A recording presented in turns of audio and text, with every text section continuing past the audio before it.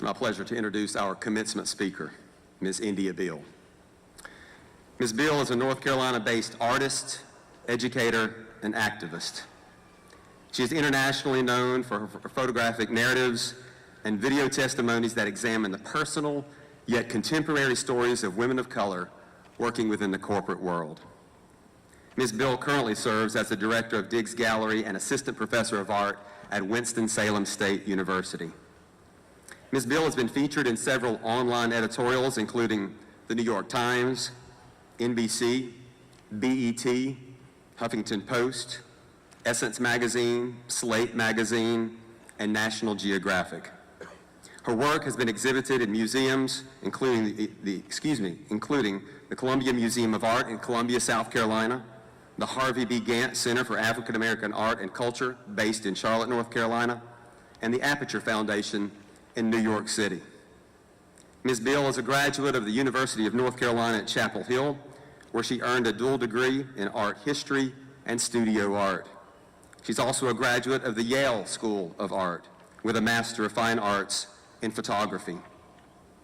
She has attended the Studio Art Center International in Florence, Italy, and has served as an artist in residence at the Center for Photography at Woodstock. Ms. Beal was one of 4 women nationally selected to participate in Art Table, a program to promote women in the visual arts.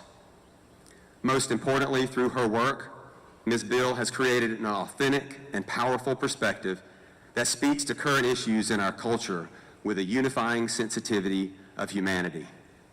She provides a powerful and clear voice in the noise of today's society, and we're very glad to have her on the Barton College campus today. Will you please join me in welcoming Ms. Endia Beal.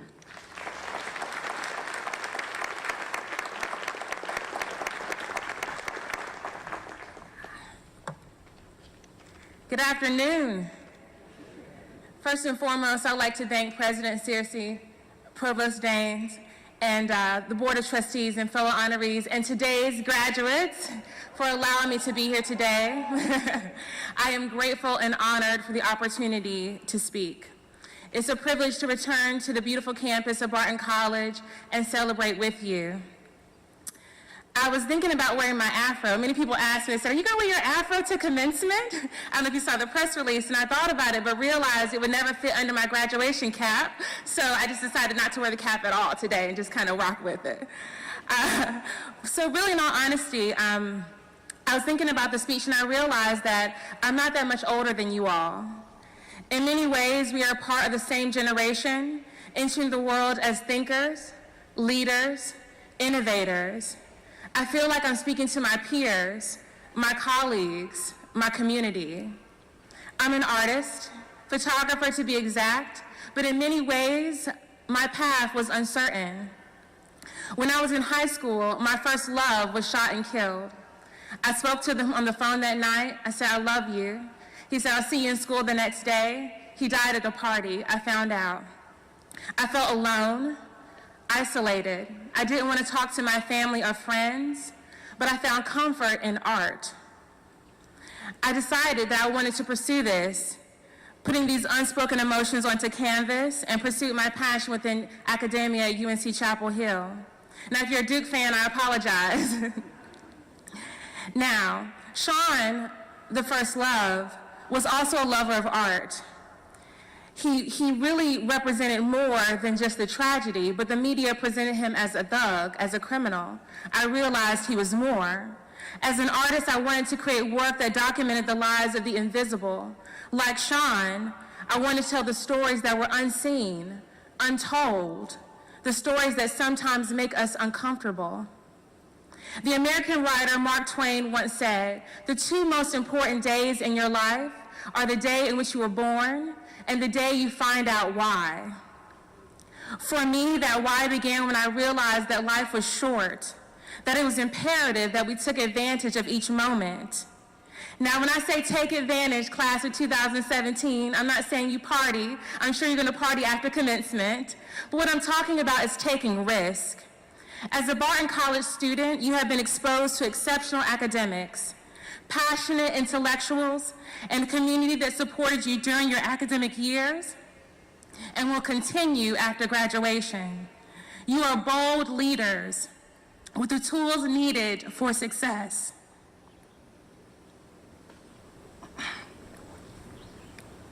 But similar to my camera, how will you use those tools? What is your why? As a young artist, I decided to make work that was greater than myself. I photographed the places people are afraid to go, and I talked to the people many were afraid to approach. So whether it was the Crips and Bloods, gangs in Durham, North Carolina, or the Senegalese immigrants that work for the so-called Italian mafia, selling fake designer bags to tourists, that's a mouthful. I was there. I surrounded myself with individuals whose perspectives were different than mine. I'm gonna tell you a short story. I was photographing in Lexington, North Carolina, and I was driving down the street, and I saw this gigantic Confederate flag, literally the size of a mural, flying on a pole. And I said, I had to photograph this flag. So I got out of the car, and I went to photograph, and I'm standing on the yard, and soon the owner came out. And, I saw my life flash before me. I said, it's over right now. And he came and said, what are you doing on my property? And I said, well, I was admiring your flag. And he said, really? And I said, yes. And he said, well, for many, this flag represents other things, but for me, it represents Dixie and the South. And so we continued this conversation. We eventually agreed to disagree. However, I realized something very important that day. I realized that I had made assumptions about this man. I assumed that he was going to say racial slurs and possibly harm me. I was wrong. After we spoke, I took his picture. His name is Bud. I took Bud's picture in front of that flag, and I think it's one of the reasons why I got accepted to Yale University. You see, through this experience, I realized that I began to understand my why. I had to be comfortable being uncomfortable. Of course, many of us do not desire discomfort. We feel comfortable with our friends, families, individuals who share our passion. We surround ourselves with places that are familiar, places like home. But what if you had to step outside of your comfort zone, work in a new country, work with someone whose values were different than yours? What would you learn?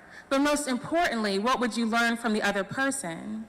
Many people ask me, they say, you're so young, and you're an artist, and you have success. And they say, the cliche starving artist? And I was like, yeah, I know that cliche. And they're like, most artists don't make money until they die. And I was like, I know that too. I said, listen, I eat 3 meals a day. They're like, really? I'm like, yeah, I'm not starving. But the thing is, your answer is very simple. I realized that if I surrounded myself with diversity and ideas, I was always challenged. If I treated everyone as my superior, I was always learning. If I continued to build relationships with others, I would soon realize that we are not that different. For me, taking a risk led me closer to my why. And similar to you as graduates, I continue to take a risk throughout my life. Now, my most controversial, we'd say, work started with a risk.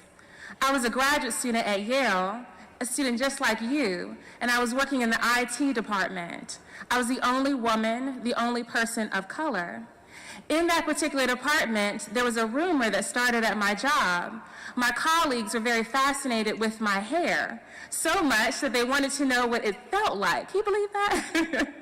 And so I decided as a person, I said, well, how can I make work that talks about diversity, but also conformity within these spaces?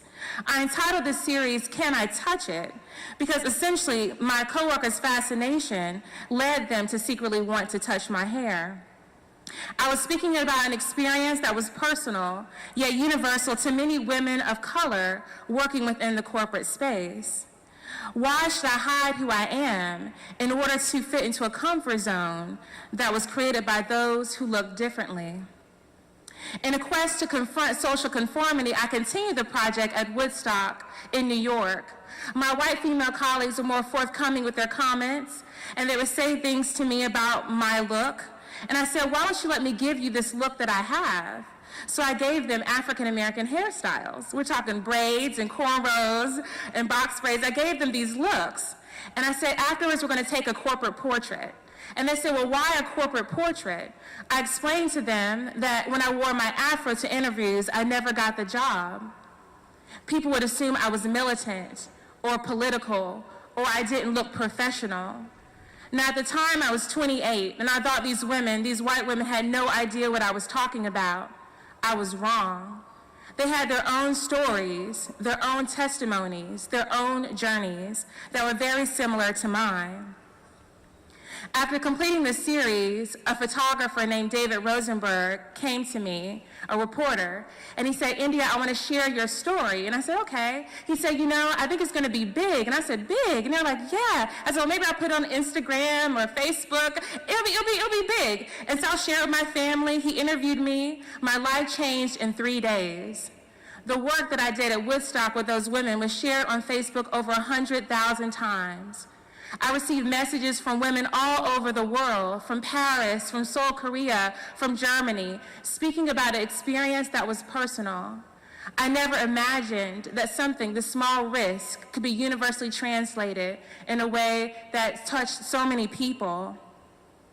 I also couldn't believe that it brought me closer to my why. This is what I learned. I learned that the greatest connection is the human connection. When we remove our superficial differences and take time to learn one another, we will soon realize that we all feel pain. We all want love. We all have insecurities. I learned as an artist that I could build bridges, connect communities, give voices to the invisible. I realized that my testimony could touch the hearts of others and inspire them to achieve their greatest potential. Today, I encourage you to believe in your passion, be excited about the possibilities, and take the risk. For you have the light of life, and that light is not dim, but it radiates and touches everyone you encounter. In each risk and life lesson, you will be closer to your why. The world is ready to receive all of the tools and knowledge that you have gained here at Barton College.